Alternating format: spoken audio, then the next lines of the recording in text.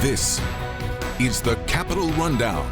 This guidance did not really change anything about how we operate, other than just a good reminder. He will continue to use every tool at his disposal to end the epidemic of gun violence. When democracy is at stake, Jack Black answers the call. It's all straight ahead. The Capitol Rundown starts now. Thanks for joining us. I'm Siobhan Klepfer. Let's get you caught up with everything happening in Michigan politics from Lansing to Washington, D.C. And we start with the arrest of a Michigan Republican lawmaker from Charlevoix taken into custody in the city of Lansing Thursday morning. Officers received a call that there was a man with a gun and that shots might have been fired.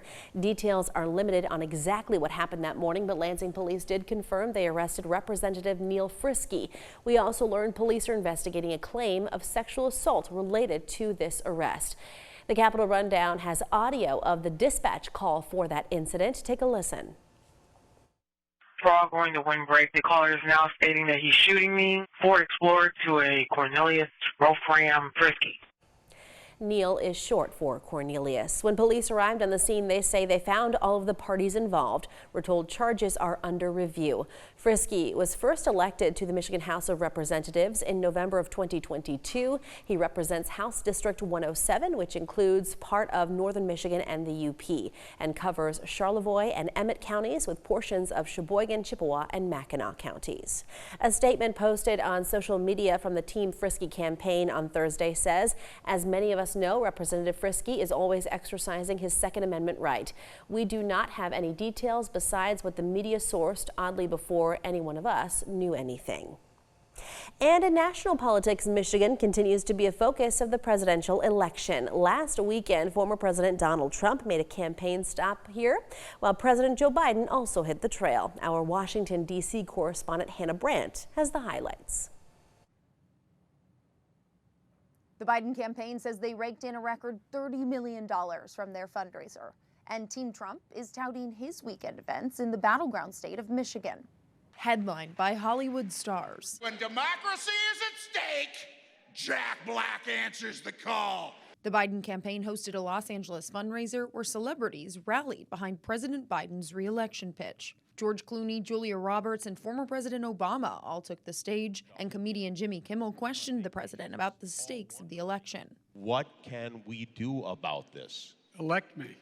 Again, I'll tell you why. In a clip shared to social media, President Biden took aim at the Supreme Court, criticizing them for overturning abortion rights and warning the next president will likely have the chance to appoint new justices. I think it is one of the scariest parts of it. Look, the Supreme Court has never been as out of kilter as it is today. Over in Michigan, former President Trump made back-to-back stops in the battleground state, speaking at a church roundtable geared toward black voters. It's an honor to be here. It's a very important area for us. We've done more for, and I say this, I say it proudly, more for the black population than any president since Abraham Lincoln. And also railing against the Biden administration at a conservative convention. Less than 4 years ago, our border was secure. Inflation was nowhere to be seen. We didn't have inflation. In Washington, I'm Hannah Brandt. Coming up next year on the Capitol Rundown, a Michigan court just issued a ruling involving the Secretary of State and elections in Michigan. We're breaking down that ruling and getting reactions from the Secretary and the state GOP. We'll be right back.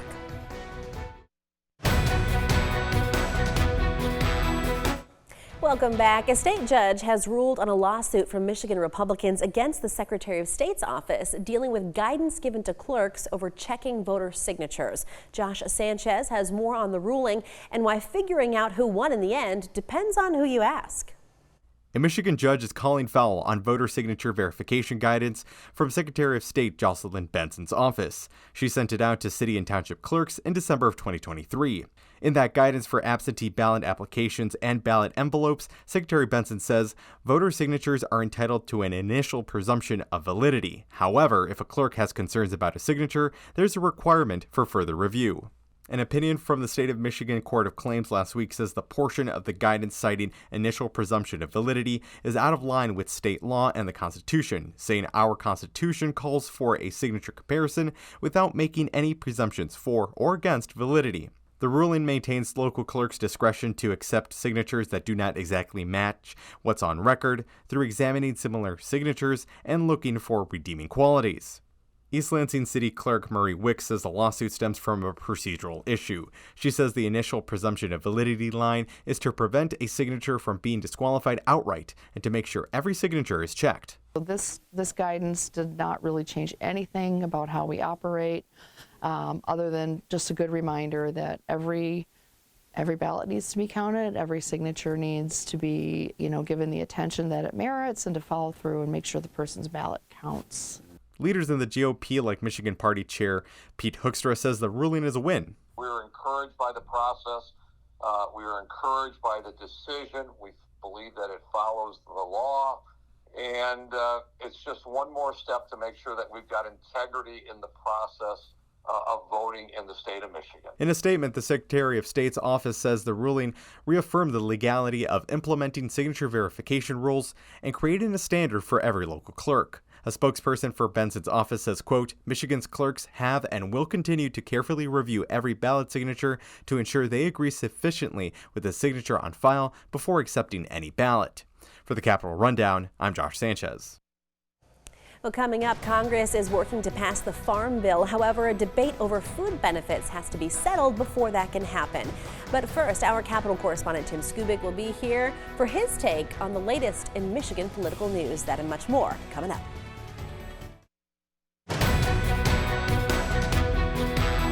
Welcome back.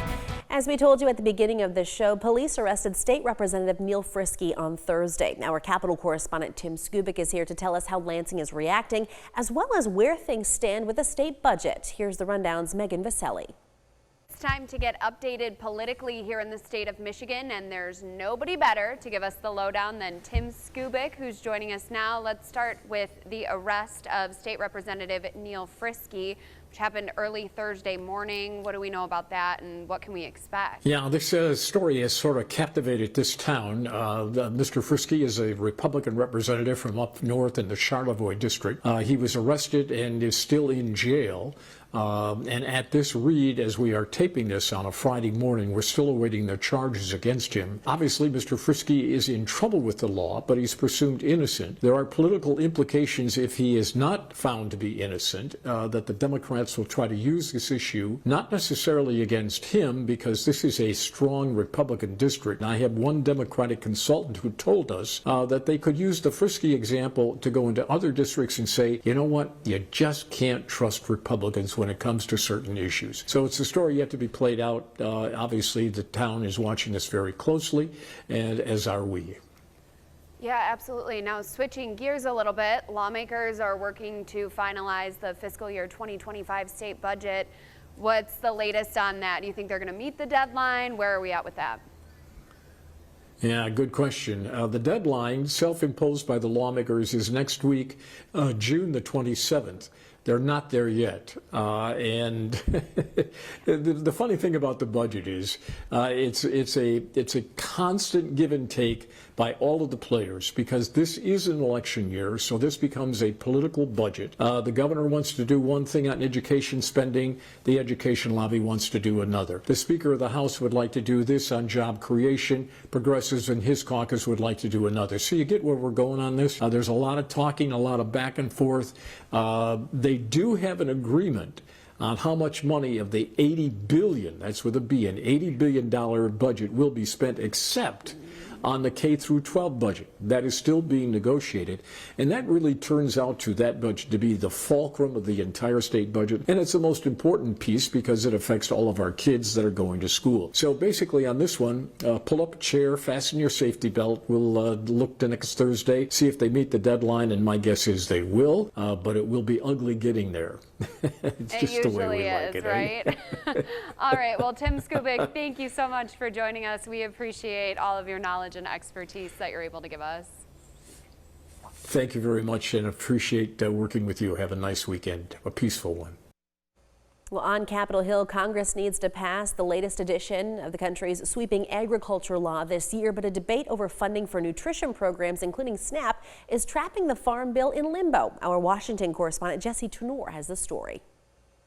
Senate Republicans warn it's growing harder for farmers across the U.S. to make a living. If you don't take care of the farmers, it just doesn't work. That's why Arkansas Senator John Bozeman says this year's farm bill has to prioritize farmers. The things that help them manage their risk simply aren't working. Bozeman wants to include better safety nets, the programs that provide risk protection and income support to farmers. Borrow the money that they need to keep going and continue to give us the cheapest, safest food supply of anybody in the world. But Senate Democrats argue much of the proposed $1.5 trillion bill focuses on the wrong things. It invests hundreds more millions of dollars in commodities where there's nothing for fruits and vegetables. Nothing. It's pretty terrible. New York Senator Kirsten Gillibrand also worries about potential GOP funding cuts to nutrition programs for low-income Americans. They want to cut SNAP benefits by $30 billion. So you could just imagine how many people will go hungry with that much of a cut. But Bozeman doesn't see the proposal as a cut, noting SNAP funding has increased 85% since the last farm bill in 2018. There is a limit to the amount of money that we can push into that program. An extension of the 2018 Farm Bill expires at the end of September. Lawmakers may first have to pass another one before agreeing on a full 2024 Farm Bill. In Washington, I'm Jesse Tenor. Coming up next on the rundown, from Michigan to Washington, D.C., gun violence is being talked about. We'll tell you what the White House is saying about recent mass shootings here and elsewhere. Stay tuned.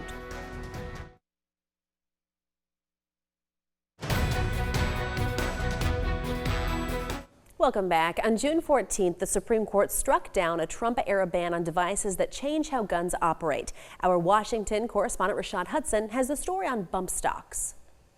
Bump stocks are legal again in the U.S. It's just a device, something that you add on just to have fun with. The Supreme Court struck down a ban on bump stocks put in place by former President Donald Trump. The ban came after a gunman used bump stocks, a rapid-fire gun accessory, to shoot at a crowd during a music festival in Las Vegas, killing nearly 60 people. Michael Cargill sued the government over the ban and is now celebrating the ruling. The Supreme Court answered that superbly, exactly the way I want them to answer it. Tennessee Republican Congressman Tim Burchett and Alabama Republican Congressman Dale Strong say the court has spoken. It's the Second Amendment, and I stand by it. The Supreme Court has ruled. Let's move on with it. Maryland Democratic Congressman Jamie Raskin slammed the court's ruling. The idea that anybody can have any arsenal they want in order to overthrow the government is ridiculous. Vice President Kamala Harris says the Biden administration will continue to work to reduce gun violence. What the court did today is really rolling back what otherwise is important progress to be made. An attempt to find a solution to the bump stock issue through legislation was stalled on Tuesday. Senate Republicans blocked a move by Democratic senators to force a voice vote on a bill that would ban the devices. And voice votes are used by lawmakers when they might not have the votes to pass a given bill but want to bring the matter to the Senate floor. This bill was sponsored by a Democratic senator in New Mexico and a Republican senator from Maine. Republican Senator Pete Ricketts of Nebraska objected, blocking an immediate vote. Further, that the bill be considered read a third time and passed, and that the motion to reconsider be considered made and laid upon the table. Is there objection? Mr. President, reserving the right to object. Senator from Nebraska. Welcome to another day in the Democrats' summer of show votes. But Senate Majority Leader Chuck Schumer had harsh words for anyone who called this political theater. Go tell the families of those who lost loved ones that this is a stunt. Go tell the many who have recovered from injuries that this is a stunt. Are my Republican colleagues serious? Do they really think banning bump stocks is some kind of stunt? Again, they should tell that to the people of Nevada who have dead relatives because of bump stocks.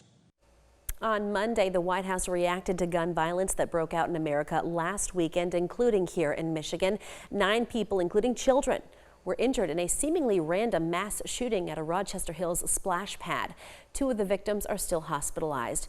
The shooter was tracked down by police to his home, where they say he took his own life. And that wasn't the only mass shooting recently. A tragic series of shootings over the weekend. This included a shooting in Michigan that injured multiple children, and a shooting at a Juneteenth festival in Texas that left 2 people dead and over a dozen injured. The president has been tracking these tragedies. We are praying for the families who lost loved ones to these senseless violence and wishing all those who were injured a speedy recovery. The White House press secretary went on to say that President Biden has been in touch with state and local officials and that he believes Congress must act.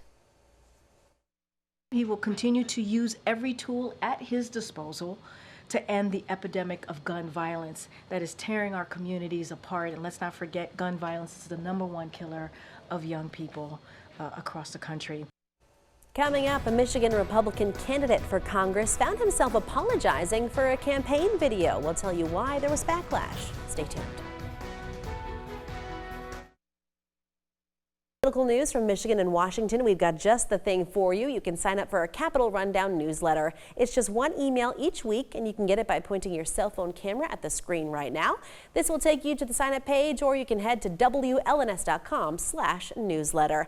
And that's our show for this week. Thanks for watching the Capitol Rundown.